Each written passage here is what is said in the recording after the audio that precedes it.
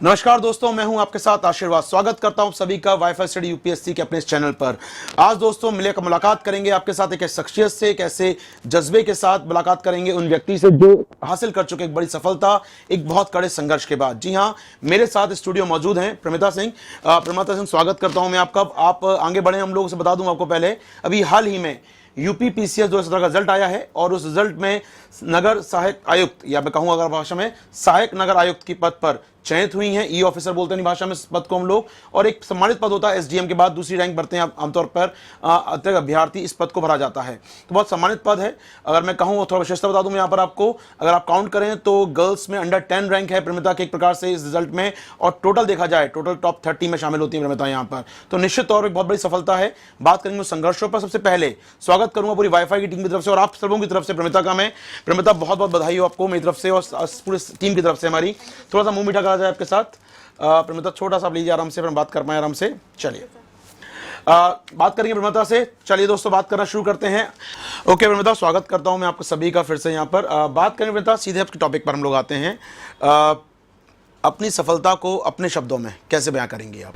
Sir, मेरे लिए बहुत बड़ी सफलता है ये, क्योंकि मैंने बहुत लंबे संघर्ष के बाद इसको पाया है। जो मैंने दिल से चाहा था वो मेरी इस एज पे जाके पूरी हुई है, और इसको पूरा करने में मेरे परिवार का, स्पेशली मेरे हस्बैंड का और मेरे भाई का बहुत ज़्यादा सहयोग है।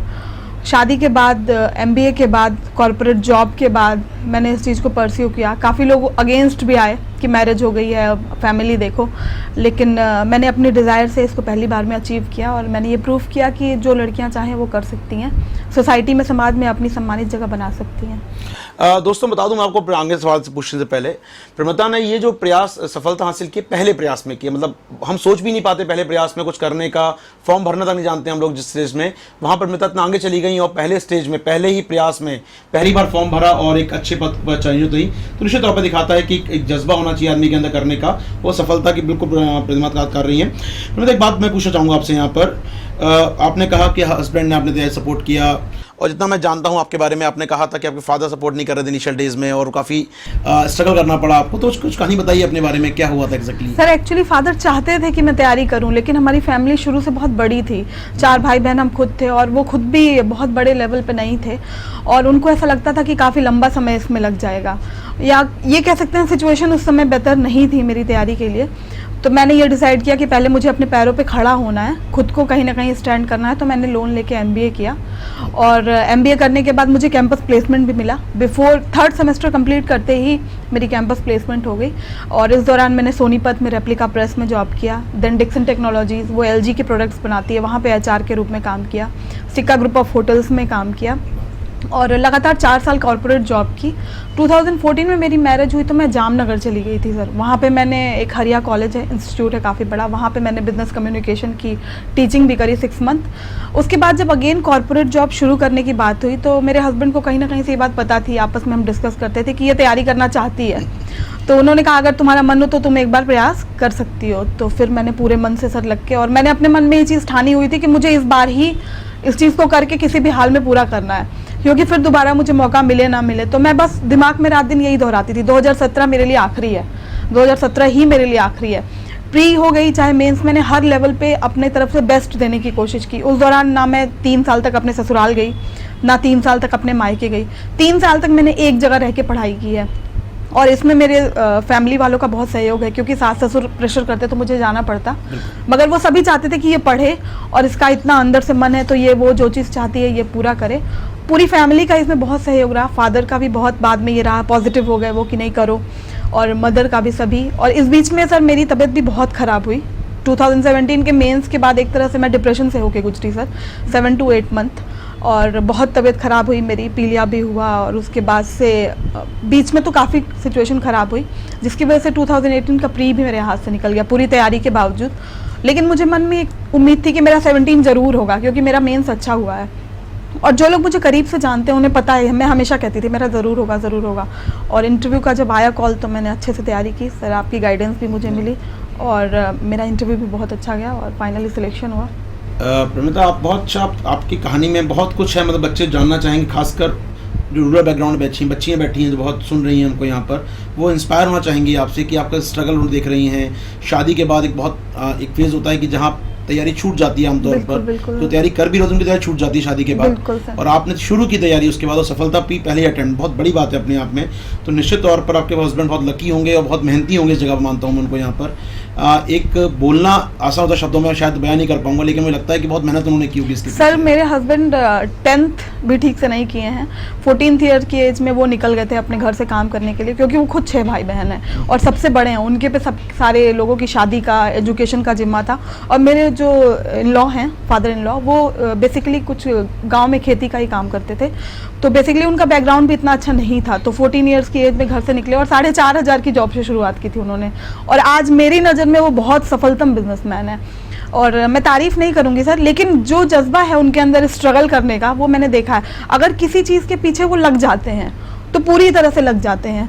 और वो काफ़ी मुझसे कम पढ़े लिखे हैं, 10th भी ठीक से नहीं किया, फिर डिप्लोमा होल्डर हैं, लेकिन मैंने जो कुछ उनसे सीखा है ना सर, शायद ही मैंने किसी से सीखा हो। मैंने देखा एक बार डिटर्मिनेशन किया तो पीछे नहीं हटते, जो काम एक बार डिसाइड किया तो उसको करना ही करना है। और बिजनेस में भी उन्होंने ऐसे ऐसे जगह से प्रॉफिट कमाया है जहाँ सभी ने काम छोड़ दिया था कि ये काम नहीं हो पाएगा। पावर प्लांट्स में ऐसे बहुत सारे जगह हैं जहाँ पे माहौल ठीक नहीं है, गर्मी बहुत ज़्यादा है, लेबर भाग जाते हैं, वहाँ पर भी उन्होंने प्रॉफिट कमा के दिखाया। तो एक संघर्ष के जो मैंने उनके अंदर जज्बा देखा है, वो मैंने उनसे बहुत खास रूप से सीखी, करीबी रूप से सीखी। और एक चीज़ और है सर, मैं कभी कॉन्वेंट में नहीं पढ़ी, मैं शुरू से हिंदी मीडियम के ही बैकग्राउंड की स्टूडेंट हूँ, और इंग्लिश मेरा लिटरेचर था ग्रेजुएशन में, और उसके माध्यम से मुझे MBA करने में आसानी रही। लेकिन मैं हिंदी से जितनी करीब हूँ उतनी मैं इंग्लिश से करीब नहीं हूँ। तो ऐसा नहीं है जो मीडियम का एक उपापोह है बच्चों के मन में कि मीडियम अच्छा नहीं है और हिंदी मीडियम से सिलेक्शन नहीं होते, बिल्कुल गलत बात है मेरे इस सोच से। क्योंकि मैंने अपने जितने मार्क्स कैलकुलेट करे थे, मुझे लगभग उतने ही मार्क्स मिले हैं जो मैंने अपने घर पर आके कैलकुलेट करे, तो मुझे उतने ही मार्क्स लगभग मिले हैं।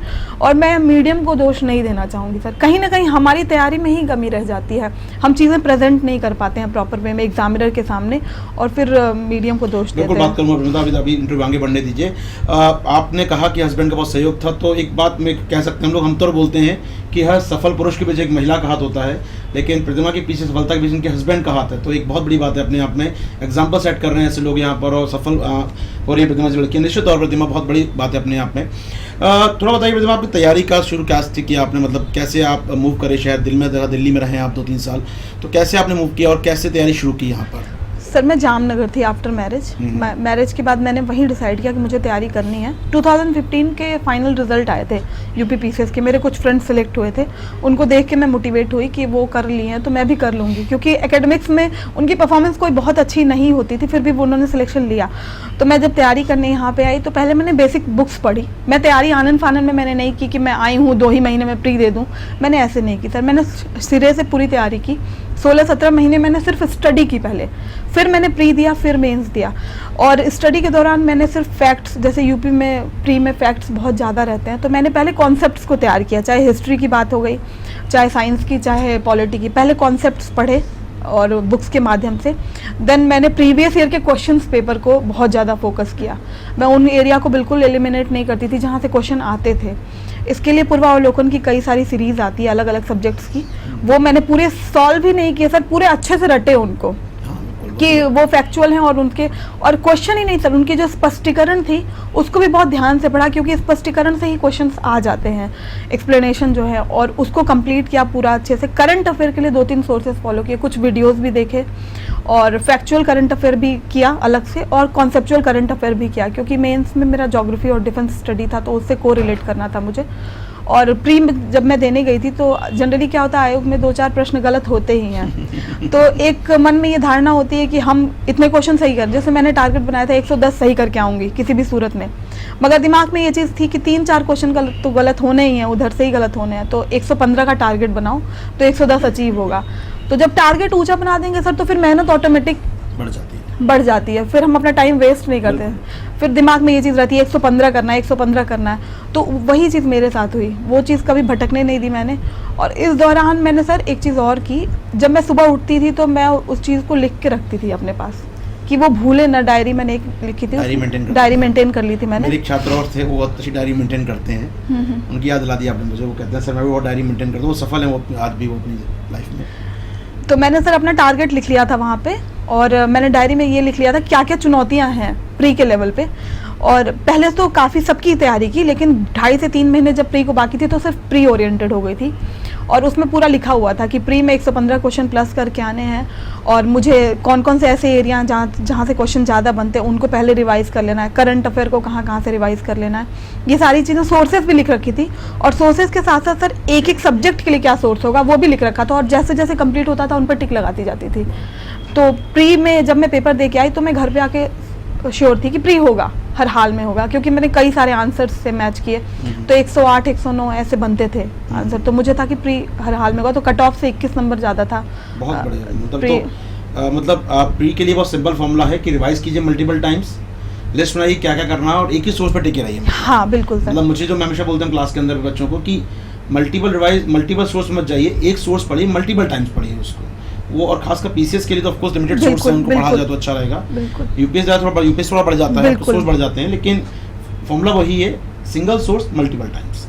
ये तो बात हुई प्री के स्तर पर। तो प्री का रिजल्ट आया तो क्या रिएक्शन था कि अब चलो तैयारी करनी है? मेंस के पहले चालू कर तैयारी? नहीं सर, तैयारी मैंने मेंस की पहले चालू की थी, क्योंकि मुझे मन में था कि होगा, हर हाल में होगा। तो मैं मेंस टाइम नहीं वेस्ट करना चाहती थी सर, क्योंकि मेरा ज्योग्राफी भी बहुत बड़ा सिलेबस का सब्जेक्ट है, और डिफेंस को भी मैंने अच्छे से पढ़ा था सर। लोग कहते हैं कि बहुत छोटा है, यहाँ से पढ़ लो वहाँ से पढ़ लो, मैंने ऐसा नहीं किया था सर। मैंने प्रॉपर नोट्स बनाई थी, बुक्स भी ली थी, और करंट अफेयर में ब्रह्मचल्यानी जी की संपादकीय पढ़ती थी, और IR से रिलेटेड संपादकीय, मैं चीज़ें को रिलेट करती थी। और सर डिफेंस में मैंने अपने सेकंड पेपर में ही 9 मैप बनाए थे। मुझे जहाँ जहाँ लगा मैंने वहाँ मैप डाले, जैसे साउथ चाइना सी की बात हुई तो मैंने मैप डाला, या फिर कहीं पे अगर यूरोप और USA की बात होती थी तो मैंने पैसिफिक ओशन, अटलांटिक ओशन को क्या स्ट्रेटेजिक वैल्यू है मैंने उनको डाला, कि एग्जामिनर को ये लगे कि मैं ये दिखाना चाहती थी अपनी कॉपी से कि मुझे क्या आता है आप देख लें पहले ही। जनरली हम आंसर में लिखे हो तो एग्जामिनर पढ़ नहीं पाते उतना, बिल्कुल नहीं, वो समझ नहीं। तो हम अपने आंसर को ज़्यादा अट्रैक्टिव कैसे बनाया, सिनॉप्सिस बना के मैंने चार्ट बना दिया, कई जगह सिनॉप्सिस बनाया, कई जगह मैप बनाया। तो कॉपी को मैंने ओवरऑल अच्छी दिखाने की कोशिश की कि एग्जामिनर को लगे कि हाँ किसी पढ़े लिखे बच्चे की कॉपी है, जिससे कि मार्क्स इजीली मिल जाए।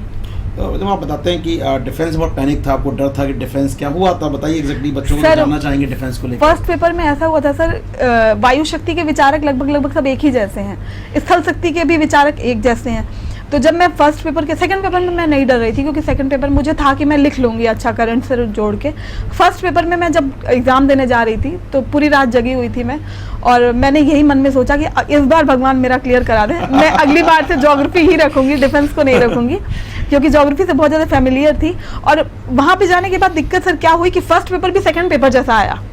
फर्स्ट पेपर भी बहुत ज़्यादा एनालिटिकल आया, तो दिक्कत नहीं हुई, मगर जो विचारक सब एक जैसे थे ना, काफ़ी कुछ एक जैसे थॉट दिए थे उन्होंने, तो मैं मन में बहुत डर रही थी। मैं कि भगवान इस बार बचा लो, अगली बार हुआ तो ज्योग्राफी। सामान्य डर बच्चों में जो रहता है वो आपको भी था। हाँ। मतलब सामान्य स्टूडेंट की तरह मैं बात करूँ तो सामान्य स्टूडेंट ही होते हैं दोस्त, हम लोग और आप लोग, कोई अंतर नहीं है। प्रतिमा हो, मैं हूँ, आप हो, लगभग सभी सामान्य हैं, और सामान्य बच्चे निकालते हैं। बता दूं मैं आपको, कोई एक्स्ट्रा ऑर्डिनरी होना जरूरत नहीं है इसके अंदर, कोई यूनिवर्सिटी टॉपर होना जरूरी नहीं है। यहाँ पर सामान्य हम लोग पढ़ें उससे एग्जाम निकलता है। प्रतिमा उसका जीता का उदाहरण हमारे सामने। प्रतिमा, आप बताएं मेंस की तैयारी में आपने और क्या, खासकर लेखन शैली में आपने कहा कि मैप बनाया आपने, और क्या इम्प्रोवाइज किया आपने चीज़ें? सर मैंने नोट्स खुद बनाई थी, चाहे वो ज्योग्राफी की हो, मैंने 12-13 कॉपियों में नोट्स बनाए, प्रॉपर नोट्स बनाए, और बुक्स से नोट्स बनाए, और 1-2 जगह मैंने आंसर बराबर चेक कराए जाके। टेस्ट सीरीज बहुत सारे ज्वाइन किए थे, प्री के लेवल पे भी टेस्ट सीरीज 2 से 3 जगह ज्वाइन की थी, मेंस में भी टेस्ट सीरीज 2 से 3 जगह ज्वाइन की थी, और आंसर राइटिंग पे मैंने बहुत फोकस किया सर। नोट्स की भी बात है तो मैंने सेल्फ नोट्स बनाए, और प्रीवियस ईयर के जितने क्वेश्चन थे सब पे आंसर लिखे, खुद से लिखे आंसर, और प्रिसाइज वे में लिखा आंसर, की जरूरत पड़ने पे, जैसे अगर मुझे अटलांटिक महासागर की धाराएं दिखानी है तो पहले मैं मैप बना देती थी, एक सिनॉप्सिस बना देती थी, गर्म जल धाराएं कौन सी हैं, ठंडी जल धाराएं कौन सी हैं, फिर नीचे उस गर्म जल धारा का क्षेत्र कहाँ का है और प्रभाव कहाँ का है, कि एग्जामिनर को ऊपर में ही पता चल गया कि क्या है इसके अंदर, फिर उसको मैंने थोड़ा सा अंदर एक्सप्लेन कर दिया। तो इस तरीके से मैंने किया। आंसर राइटिंग सबसे इम्पॉर्टेंट फैक्टर है सर, जिसकी आंसर राइटिंग अच्छी नहीं रहेगी वो कितना भी पढ़ ले, कितना भी जान ले, अगर प्रस्तुतिकरण अच्छा नहीं होगा तो फिर मार्क्स नहीं मिलेंगे। अल्टीमेटली एग्जामिनर के पास कॉपी आप नहीं हो, हाँ बिल्कुल, आपकी नॉलेज नहीं, कॉपी उसकी आपके पास है, वो देख के जज करेगा। बिल्कुल, आंसर राइटिंग पे बहुत ज़्यादा फोकस किया मैंने, और शुरू से सर मैं याद भी करती थी तो मैं लिख के करती थी, तो स्पीड की प्रॉब्लम कभी नहीं हुई। हमेशा आंसर लिखने के बाद 10-15 मिनट बचते थे, मैं रिवाइज करती थी, अंडरलाइन करती थी। आप अगर मेरी क्लास सुनते हैं तो आपको समझ में आता है स्पीड अपने आप ज़्यादा हो जाती है। बिल्कुल। मतलब मैं हमेशा मानता हूँ हाँ। कि जो मेरी क्लास सुन रहे हैं आप लोग भी दोस्तों, जो मेरी क्लास सुन लेता है एक बार में समझ लेता है, उसकी स्पीड अपने आप ठीक हो जाएगी। बाकी दिमाग की स्पीड ऑलरेडी काफी अच्छी बता रही है मुझे वो, तो आप मेरी क्लास सुनिए आराम से मतलब। हाँ बिल्कुल। सर की क्लासेस में क्या होता है, सर आप बोलते चलते हैं, मैं लिखते चलती थी साथ के साथ, फिर आप नोट्स भी बनवा देते थे, तो वो भी हो जाता था। लेकिन लिखने की स्पीड का बहुत महत्व बिल्कुल, है सर। स्पीड अगर आपको उस 2-3 घंटे के अंदर लिखने 4000 वर्ड तो बहुत मेहनत बहुत करनी है। मेहनत बिल्कुल करनी। बिल्कुल करूँगा। तो बात हुई मतलब मेंस के बारे में, और कुछ स्ट्रेटजी बताएं, इंटरव्यू में क्या रहा, कैसा रहा आपका इंटरव्यू, और क्या क्या पैनिक था कि यार कुछ नहीं होगा, क्या एग्जामिनर खा जाएगा बैठ के अंदर, ही क्या था अंदर? सर एक तो मेंस के बाद हमें ये नहीं पता होता कि हमारे मार्क्स कितने हैं। इंटरव्यू पूरी तरह से मुझे एक बहुत अपने टीचर की एक अच्छी बात याद है। एक बार उन्होंने कहा था क्लास में कि अगर इंटरव्यू बोर्ड का मन है कि आपका इंटरव्यू अच्छा जाए तो वो आपके मामा का नाम पूछ लेगा, और अगर उसका मन है कि आपका इंटरव्यू अच्छा ना जाए तो वो अपने मामा का नाम पूछ लेगा। तो ये बात मुझसे बोर्ड ने एक बार मेरे टीचर ने कही थी, तो मैं दिमाग में इस चीज़ को लेकर प्रिपेयर थी कि वो 60 इयर्स के हैं नियर अबाउट, मेरे से कई गुना एक्सपीरियंस है, कुछ भी पूछ लेंगे अगर मुझे उनका मन है ख़राब करने का इंटरव्यू तो। लेकिन अगर वो अच्छे टीचर हैं, अच्छे इवैल्यूएटर हैं, तो वो ऐसी क्वेश्चंस नहीं पूछेंगे। और एक चीज़ और मैंने की सर, मैंने मिरर के थ्रू प्रैक्टिस करने की कोशिश की, क्योंकि सर जब हम किसी के सामने, बोर्ड के सामने होते हैं तो सिर्फ फैक्ट पे सॉरी बोल सकते हैं, लेकिन हमारी पर्सनैलिटी में कुछ गलती अगर हम कर रहे हैं वो हम सुधार सकते हैं, अपनी बॉडी लैंग्वेज सुधार सकते हैं, अपने अंदर का डर ख़त्म कर सकते हैं। ये सारी चीज़ें हम पहले से प्रैक्टिस करके ख़त्म कर सकते हैं, क्योंकि इनके भी मार्क्स हमें मिलते हैं। और एक चीज़ और मैंने सीखी थी कि कुछ भी अगर ऐसा है आपको नहीं आ रहा है या आप अनुमान लगाना चाहते हैं तो आप बोर्ड से अनुमति ले लें कि क्या मैं अनुमान लगा सकती हूँ या लगा सकता हूँ। गलत आंसर बोर्ड को ना दें, तुरंत सॉरी बोल दें, आगे बढ़ें। और पहले से प्रैक्टिस करने से आपके अंदर का डर खत्म हो जाएगा, वे ऑफ प्रेजेंटेशन इंप्रूव हो जाएगी, बॉडी लैंग्वेज इंप्रूव हो जाएगी। इन सब के मार्क्स आपको मिलेंगे ही मिलेंगे। कुछ क्वेश्चंस ऐसे होंगे जो फैक्चुअल होंगे, वो किसी के भी गलत हो सकते हैं, क्योंकि फैक्ट्स जरूरी नहीं है सर सबको सारे कुछ याद हो। तो मेरे साथ भी यही हुआ सर। मेरे इंटरव्यू के दौरान क्या हुआ कि उन्हें जब बोर्ड के मेंबर में दिनेश सर को पता चला कि मेरा इकोनॉमिक्स है, तो उनको इकोनॉमिक्स बहुत पसंद था। उन्होंने मुझसे पूछा आप एडम स्मिथ की परिभाषा बता दीजिए। मैंने कहा सर मुझे वर्ड बाय वर्ड याद नहीं, क्योंकि ये ग्रेजुएशन का सब्जेक्ट था मेरे और हमने जो इकोनॉमिक्स पढ़ी है वो इकोनॉमी है, इकोनॉमिक्स नहीं है। फिर उन्होंने कहा कि मार्शल की परिभाषा बता दीजिए। मैंने कहा सर वो भी मुझे वर्ड टू वर्ड याद नहीं है, मैं कॉन्सेप्ट बता सकती हूँ। बोले नहीं, एग्जैक्ट वर्ड टू वर्ड बताइए। मैंने कहा सॉरी सर। फिर उन्होंने मुझसे पूछा एडम स्मिथ की बुक का पूरा नाम बता दीजिए। तो मैंने बोला सर वेल्थ ऑफ नेशंस। बोले पूरा नाम नहीं है, पूरा नाम बताइए। मैंने कहा सॉरी सर। तो लगभग 4-5 क्वेश्चन ऐसे रहे जिसमें मैं आराम से सॉरी बोल के आगे निकल गई। दोस्तों आगे बढ़े से बता दूंगा आपको एक बात, दिनेशा की बात कर रही है। दिनेशा इंटरव्यू पैनल हेड हैं और एक आईपीएस रह चुके हैं, तो आप सब सोचिएगा उनके बारे में कि एक आईपीएस पूछ रहा है इकोनॉमिक्स सवाल। चलिए प्लीज। फिर उसके बाद उन्होंने मेरे से मेरा इंटरव्यू शुरू बहुत अच्छे से हुआ सर, आधार एक्ट से शुरू हुआ, तो मुझे लगा चलो सब कुछ अच्छा है, स्टार्टिंग बहुत अच्छी हो गई। बाद में जब दिनेश सर पे आए तो उन्होंने मेरे से कहा कि अच्छा ये बताइए धारा 144 आप जानती हैं? हमने कहा हाँ सर जानते हैं। बोले बहुत अच्छे से जानती हैं? मैंने कहा हाँ सर बहुत अच्छे से जानते हैं। क्या पढ़ के आई है? मैंने कहा हाँ सर पढ़ के आए। चलिए धारा 145 बता दीजिए। तो मैंने कहा सर धारा 145 तो मुझे नहीं पता, सॉरी। तो बोले अच्छा 146 बता दीजिए। मैंने कहा सॉरी सर। क्या कि 144 तो सब पढ़ते हैं, 145 146 अनुमान लगाइए। हमने कहा सॉरी सर अनुमान। तो बोर्ड आपको उकसाएगा कि आप कुछ गलती करें। और एक आदमी सर उसमें बोर्ड में अक्सर ऐसा सीरियस सा होता है जो देखता है कि आप पैनिक की सिचुएशन में कैसे बिहेव कर रहे हो। हाँ, वो एनालिसिस करते हैं। तो मुझे यही कहना है कि फैक्ट्स के लिए आप टेंशन मत लें। फैक्ट्स तो 2-4 फैक्ट्स सभी को भूलते हैं और याद रहते हैं। आप अपनी पर्सनैलिटी के लेवल पे इम्प्रूवमेंट कर लें, मन का डर हटा दें। ये एक जस्ट कन्वर्सेशन है, आप इसको इंटरव्यू मत समझें, इसको एक 2 वे या प्रॉपर कन्वर्सेशन समझे कि ये एक बातचीत है। तो जितना ही सहज रहेंगे तो इंटरव्यू बोर्ड को लगेगा कि भाई अपनी कुर्सी पे भी सहज होकर काम कर सकते हैं, तो वो आपको मार्क्स जरूर देंगे। मतलब ये तो अच्छी आँख खोलने वाली बात है कि अब डरना नहीं है यार इंटरव्यू। मतलब वो एग्जामिनर बहुत सीनियर है, बहुत एक्सपीरियंस है, मतलब उसे बात करना चाहता है वो आपसे। तो ये नहीं चाहता कि आप परेशान करें, वो जानना चाहता है कि आपके अंदर पैनिक आएगा नहीं आएगा, आप सिचुएशन कैसे हैंडल करेंगे अपने आसपास की। तो बहुत कूल डील करना चाहिए इंटरव्यू, मानता हूँ मैं भी हमेशा से। और तुम्हारा क्या तैयारी की बेसिकली आपने? आप दिल्ली में हैं 2-3 साल से पिछले, तो तैयारी का स्तर क्या किया? क्या ऑनलाइन कोचिंग की, ऑफलाइन कोचिंग की, क्लासेस में गए आप? सर मैंने ज्वाइन किया कुछ क्लासेस? कोचिंग क्लासेस ज्वाइन की थी सर मैंने, क्लासेस बट कम की। ऑफलाइन की जहाँ तक बात है सेल्फ स्टडी ज़्यादा की। ऑनलाइन में सर मैंने वाईफाई के माध्यम से और 1-2 और सोर्सेज है जिनके माध्यम से मैंने करंट अफेयर्स पे विशेष रूप से पकड़ बनाने की कोशिश की, क्योंकि कॉपी को वो अलग कर देते हैं।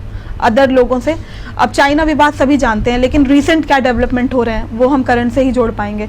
और सेकंड पेपर डिफेंस भी पूरा करंट से रिलेटेड था, फर्स्ट भी काफ़ी एनालिटिकल था, और ज्योग्राफी में भी सर डिजास्टर के रूप में, या सेकंड पेपर में इंडस्ट्री की बात करें, या फिर हम इंडस्ट्रियल डेवलपमेंट में क्या हो रहा है, कौन कौन सी इंडस्ट्री बंद हो रही है, औद्योगिक संश्लिष्ट के लेवल पे क्या काम हो रहा है, इन सभी में करंट के लिए मुझे ऑनलाइन बहुत ज़्यादा मदद मिली। ऑनलाइन सोर्सेज के माध्यम से मैंने current affair, factual current affair भी तैयार किया, कॉन्सेप्चुअल को भी बहुत ज़्यादा अपडेट किया, ज्योग्राफी के लेवल पे भी बहुत हेल्प मिली मुझे, डिफेंस के लेवल पे भी, ऑनलाइन का हर लेवल पे मुझे सर बहुत फ़ायदा हुआ। मतलब ठीक है, आप बताइए जी, आप दिल्ली रहते हैं, बच्चे बहुत सारे बैठे हैं शायद दूर दराज के इलाकों में, रिमोट एरियाज़ में। एक हमेशा बात जानना चाहते हैं सर, क्या हम लोग बिना दिल्ली तैयारी कर सकते हैं? क्या हम लोग बिना ऑफलाइन कोचिंग की तैयारी कर सकते हैं? बिल्कुल सर, बच्चे कर भी रहे हैं सर, ऐसी बात नहीं। कई बच्चे ऐसे हैं जिन्होंने दिखाया है ये करके, और इसके लिए आपको मेरा ये मानना है, सफलता के लिए बस 3 ही चीज़ चाहिए। आपकी स्ट्रॉन्ग विल पावर होनी चाहिए कि मुझे ये चीज़ करनी है। अगर आपका विल पावर कमज़ोर होगा कि मैं किसको दिखाने के लिए करूँ, मैं उसको प्रूव करने के लिए, तो वो मुश्किल हो जाएगी। आपके अंदर खुद से इच्छा शक्ति होनी चाहिए। दूसरी चीज़ समर्पण होना चाहिए। आपने जो कुछ भी डिसाइड किया, अब उसके लिए आपको कुछ ना कुछ तो छोड़ना ही पड़ेगा, घूमना फिरना छोड़ना पड़ेगा, कई बार मूवीज़ छोड़नी पड़ेंगी, कई बार बहुत अच्छे मोमेंट्स होंगे, शादी होगी घर पे या कुछ फंक्शंस होंगे। मैंने खुद अपनी सिस्टर इन लॉ की मैरिज, जिसमें मुझे कन्यादान देना था, मैं नहीं गई। और कई सारी ऐसी चीज़ें जिनको आपको समर्पण में छोड़ना पड़ेगा। और डिसिप्लिन सर, अनुशासन। अगर आपने निर्धारित किया है कि मुझे इतना पढ़ना है, तो फिर आप कुछ बाय हुक बाय क्रुक कुछ ना कुछ करो और उस चीज़ को पूरा करो। जैसे मैं क्या करती थी सर, मैं घर पे हूँ तो मुझे कई बार कुकिंग में भी थोड़ा बहुत काम करना पड़ता था, और चाय पानी नाश्ता मेरे घर पे आए गए लोगों को, तो मैं क्या करती थी सर, सिंपली वीडियो चला देती थी करंट अफेयर के, सुनती रहती थी, चाय बनाती रहती थी। उसको फिर कुछ और चीज़ें हैं जिनको मुझे पढ़ना है, रिवाइज करना है, उसको मैं ऑडियो के रूप में रख लेती थी। कोई फैक्ट है तो मैंने उसको ऑडियो के रूप में अपने फ़ोन में रख लिया, जब मैं किचन में गई या कुछ काम करी और खाना खा रही हूँ तो उसको चला दिया, जिसके माध्यम से उसको मैंने कंप्लीट किया। मतलब पूरी तरह से मैंने टाइम को सर यूटिलाइज करने की कोशिश। जिंदगी लक्ष्य होना चाहिए और कुछ नहीं, कुछ नहीं, बस हम बोलते हैं कई बार। बिल्कुल, तो सर वो कम समय में पूरा हो जाएगा, आपको लंबा नहीं खींचना पड़ेगा, निर्धारित समय में पूरा हो जाएगा, फिर आप जो चाहते हैं वो करिए आगे। बहुत बढ़िया, मतलब यार तो आँख खोलने वाली बात है अपने आप में कि डेडिकेशन हो इस तरह का, अदरवाइज ना हो। मतलब हम और आप यूट्यूब पर पढ़ते हैं, बहुत सारे बच्चे दिन भर क्लास देखते रहते हैं, उसके बाद अपना घूमने जाएंगे। यार तैयारी कर रहे हो ना, सीरियसली करो। मतलब ये बात बहुत कही जाती है, अनुशासन मतलब क्या होता है, आपको एग्जाम्पल समझ में आ गया होगा क्या होता है अनुशासन, क्या होता है समर्पण देना एग्जाम में, और तभी आप पहले अटेम्प्ट में सेलेक्ट हो सकते हैं या बहुत जल्दी सेलेक्ट हो सकते हैं। बहुत समय लगता है, वरना तैयारी में एक अनुमान मानते हैं हम लोग, बच्चों को 5-6 साल लग जाते हैं तैयारी करने में। ये वो नहीं देना है तो आपको एडिक्शन देना होगा दोस्त। बहुत बहुत एग्जाम्पल सेट कर रही हैं अपने प्रतिमा यहाँ मेरे सामने बैठ कर। तो प्रतिमा, एक क्वेश्चन मेरा आपसे है यहाँ पर, तैयारी के दौरान में कहा अनुशासन होना चाहिए, बहुत सही बात है।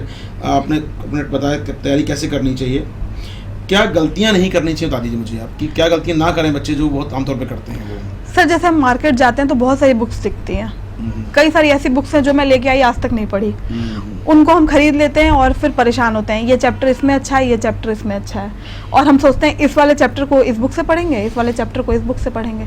वो सबसे बड़ी गलती होती है सर हमारी, क्योंकि हम क्या करते हैं सर, हम अपने स्रोत को बहुत ज़्यादा बांट रहे होते हैं। या तो अगर आपके पास क्षमता है तो सारे सोर्सेज को एक जगह कर लो, फोटोकॉपी करा के एक जगह स्पाइरल करा के रख लो कि लास्ट मोमेंट पे ये संभव नहीं है कि आप 20 किताबों में से एक चैप्टर इसमें से, एक चैप्टर इसमें से पढ़ेंगे। सोर्सेज लिमिटेड करें, और पढ़ने से क्या पढ़ना है उससे ज़्यादा ज़रूरी है क्या नहीं पढ़ना है। जो चीज़ें हमारे मतलब की नहीं है उन चीज़ों को हमें धीरे धीरे एलिमिनेट कर देना है, और इसके लिए बुक्स तो लिमिटेड पढ़नी ही है, रिवीजन कई बार करना है, और चीज़ें को रिलेट करनी हमें आने चाहिए। जैसे अगर हमने एक एग्जाम्पल के रूप में करंट अफेयर पढ़ा है, यूएन के बारे में पढ़ा है, तो यूएन को हम ज्योग्राफी में भी कहाँ यूज़ कर सकते हैं, वैश्विक शांति में कहाँ यूज़ कर सकते हैं, विश्व के लॉ एंड ऑर्डर में कहाँ यूज़ कर सकते हैं। मतलब उसको मल्टीपल डायमेंशन से आप यूज़ करें। एक चीज़ और सर, संपादकीय अगर आप पढ़ते हैं या कोई लेक्चर आप सुनते हैं, उसको भी आप लिखें नहीं, सिनॉप्सिस फॉर्म में रखें, सिंपल सिनॉप्सिस फॉर्म में चार्ट बना के, डायग्राम बना के रख लें, क्योंकि उसको रिवीजन करना बहुत आसान होता है। और एक चीज़ और सर, रिवीजन बच्चे नहीं करते। मेरा ये मानना है कि जो हमने आज पढ़ा उसका 24 घंटे के अंदर रिवीजन होना है। 24 घंटे के अंदर रिवीजन हो गया तो फिर 3 दिन के अंदर आप रिवीजन कर लो, और फिर 7 दिन के अंदर आप रिवाइज करो, तो वो पक्का हो जाएगा। बिल्कुल साइकोलॉजी कहती है हमारी कि हाँ, multiple times in 7 days revise करेंगे तो याद रहेगा, तो ही याद रहेगा। तो एक तो रिवीजन बहुत इंपॉर्टेंट है, एलिमिनेशन कि आपको क्या नहीं पढ़ना है, और तीसरा अगर आपके पास कोई भी इन्फॉर्मेशन आ रही है आप उसको लिखिए मत, उसको सिनॉप्सिस फॉर्म में, सिंपल चार्ट के रूप में, एरो बना के, डायग्राम के रूप में उसको रख लें कि मुझे ये पढ़ना नहीं, मुझे बस देख लेना है सरसरी नज़र से, फिर उसको प्रॉपर जहाँ ज़रूरत हो उसको एक्सप्लेन कर दें। अगर आप वो चार्ट भी एज इट इज कॉपी में बना देते हैं तो एग्जामिनर नंबर दे देगा। तो मतलब आपकी स्टोरी सच में आँख खोलने वाली है। तो एक लास्ट में पूछूंगा आपने, क्या परिवार का रिएक्शन था? मतलब हर कोई जानना चाहता है कि रिएक्शन क्या था सुनना जब रिजल्ट में। सर मुझे ये था कि मेरा नाम लिस्ट में आएगा, मेरे अंदर से स्ट्रॉन्ग एक बात थी कि आएगा, अंदर से एक विश्वास था। तो मेरे हस्बैंड, और सुबह से ही काफ़ी हलचल थी कि रिज़ल्ट आज आएगा, तो मेरा मन उस दिन किसी चीज़ में लग नहीं रहा था। मेरे हस्बैंड भी सिस्टम खोल के बैठे हुए थे, और जब रिज़ल्ट आया तो बहुत, मैं तो रोने ही लगी सर, और हस्बैंड भी बहुत खुश हुए, क्योंकि वो 1 महीने से कहीं किसी साइड पे नहीं जा रहे थे, क्योंकि सारे लोग पूछते थे मैडम के रिज़ल्ट का क्या हुआ, क्योंकि पहले बिजनेस उनका मैं देखती थी, तो सभी स्टाफ मेंबर्स और सभी जो साइड के लेबर्स हैं, स्टाफ में, वो सब मुझे जानते थे कहीं ना कहीं पर्सनली। तो वो जब ये जाते थे पूछते थे मैडम के रिजल्ट का क्या हुआ, तो वो 1 महीने से उन्होंने सब जगह जाना बंद कर दिया था कि अब रिजल्ट आ जाएगा तो ही कहीं जाऊँगा। तो एक ये था, और फादर बहुत खुश हुए, बहुत रोए वो भी, क्योंकि उनको कहीं ना कहीं से ये था कि भाई चलो इसने अपना पूरा कर लिया, इसका जो ड्रीम था वो, क्योंकि वो सर जॉब पे ज़्यादा ट्रस्ट नहीं करते, उनको जॉब ज़्यादा पसंद नहीं है, और वो इसीलिए हमें जॉब की लाइन में जाने भी नहीं देना चाहते थे। लेकिन वही है, जिसकी चाहत जहाँ जाने की होती है उसको घूम फिर के वहीं जाना होता है। बहुत खुश हुए, बहुत खुश हुए सर, बहुत ज़्यादा खुश हुए। सास ससुर मेरे बहुत खुश हुए। मैं जहाँ की हूँ, बिहार में गोपालगंज डिस्ट्रिक्ट की बहू हूँ मैं, वहाँ पे ऐसा पहली बार हुआ है, तो पूरा जिला ही बहुत खुश है सर कि बहू के रूप में ऐसा है। और मेरी प्राथमिकता भी है कि महिला और बच्चों के लिए स्पेशली कुछ करूँ सर वहाँ पे। मतलब टॉप 10 में शामिल हैं गर्ल्स की कैटेगरी में, मतलब बहुत बड़ी बात है मेरे लिए कि आप मेरी छात्र रही, यहाँ पढ़ा आपने, मतलब बीइंग अ टीचर और क्या चाहिए होता है किसी को, कि मैं आपसे जोड़ पाऊँ कि हाँ मेरे क्लास में बैठती मैं बता पाऊँ लोगों को, मुझे अपने पर्सनल खुशी होती है। नो डाउट कि मैं भी अपने लोगों को बताऊंगा यार कि मेरा बढ़ती में मैंने पढ़ाया बच्ची, मेरा 1% योगदान है इसकी सफलता में, कुछ भी हम लोग बोल सकते हैं। तो निश्चित तौर पर बड़ा मज़ा आता है सुनने बोलने में इस बात को। तो प्रतिमा, एक लास्ट संदेश आप देना चाहें छात्रों को, अपनी तरफ से बोलना चाहें कुछ, क्या बोलना चाहेंगे अंतिम शब्दों के रूप में, क्या कहा जाए? अगर आपकी प्रबल इच्छा शक्ति है, पहले तो डिसाइड करें करना चाहते हैं कि नहीं। अगर दिल से नहीं करना चाहते तो फिर कुछ और करें जो करना चाहते हैं, क्योंकि स्कोप हर जगह है, आप कुछ भी कर सकते हैं, अच्छा बिजनेस कर सकते हैं। अगर आपने डिसाइड किया मुझे यही करना है, तो फिर पूरे समर्पण के साथ और पूरे अनुशासन के साथ इसकी तैयारी करें। मैक्सिमम 2 से 3 साल का समय भरपूर होता है एक तैयारी के लिए। आंसर राइटिंग की कोशिश बार बार करते रहें। प्रस्तुतिकरण आपका जितना अच्छा होगा उतना ही अच्छा आपके मार्क्स आपको गेन होंगे। इसके लिए आप टेस्ट सीरीज ज़रूर दें, या अपने कोई आंसर्स लिख के अपने टीचर्स को, जिसको भी आप जानते हैं, उससे चेक कराएं और डिस्कशन करें किसी भी टॉपिक पे। अगर आपके पास 1-2 अच्छे फ्रेंड हैं, हाँ ज़्यादा दोस्तों के लिए मैं नहीं कहूँगी, 1-2 जो सीरियस फ्रेंड्स हैं उनके साथ डिस्कशन करें। आंसर राइटिंग की खूब प्रैक्टिस करें, और हर स्टेज की प्रॉपर तैयारी करें। प्री की भी प्रॉपर तैयारी करें, मेंस की भी प्रॉपर तैयारी करें, और इंटरव्यू को भी प्रॉपर समय देके तैयारी करें, क्योंकि सफलता तुक्के से नहीं मिलती सर। बहुत बड़े, बहुत बड़े, बहुत इंस्पायरिंग स्टोरी लगी बच्चों में, जानता हूँ बच्चे अगर सुन पा रहे हैं मेरी बात तो समझिएगा, ये एक स्टोरी नहीं है केवल, ये एक ज़िंदगी है जो जी गई है पिछले 10-12 सालों में, और उसका परिणाम निकल के आया सामने कुछ दिन बाद रिजल्ट में। एक पूरी कहानी एक व्यक्ति की नहीं है, एक पूरे व्यक्ति के पीछे काम करी टीम की कहानी है। चाहे उनके हस्बैंड हैं, उनके फादर हैं, उनकी सास ससुर हैं, मतलब पूरी एक टीम काम कर रही थी। उनकी दुआएं थी, उनकी ये प्रकार इच्छाएँ थी, उसका परिणाम है सफलता। ये तो हार्ड वर्क नहीं होता, आपको एक अच्छा माहौल चाहिए होता है, अच्छा टीम वर्क चाहिए होता है, अच्छी दुआएं चाहिए होती हैं। तो अच्छा काम करें हमेशा, लोगों को कभी नाराज़ ना करें, लोगों को परेशान ना करें, अच्छी दुआएं लें उनसे, तो निश्चित तौर पर सफलता मिलती है दोस्तों। मेरा मानना हमेशा रहता है क्लास के अंदर भी। तो प्रतिमा, मैं थैंक यू वेरी मच कहूँगा। मैं खुद सुन के इंस्पायर हो गया हूँ बहुत चीज़ें सुनकर। मैं चाहूँगा कि ऐसे मौके हम बार-बार मिले, यहाँ से बात करने के, जब आप फील्ड में जाओ तो मैं आपके पास आके बात करूँ, फील्ड एक्सपीरियंस शेयर करें आप हमारे साथ और हमारे छात्रों के साथ। तो थैंक यू वेरी मच प्रतिमा, आपने आए और बहुत कीमती समय दिया आपने मुझे अपना। Thank you Pratima.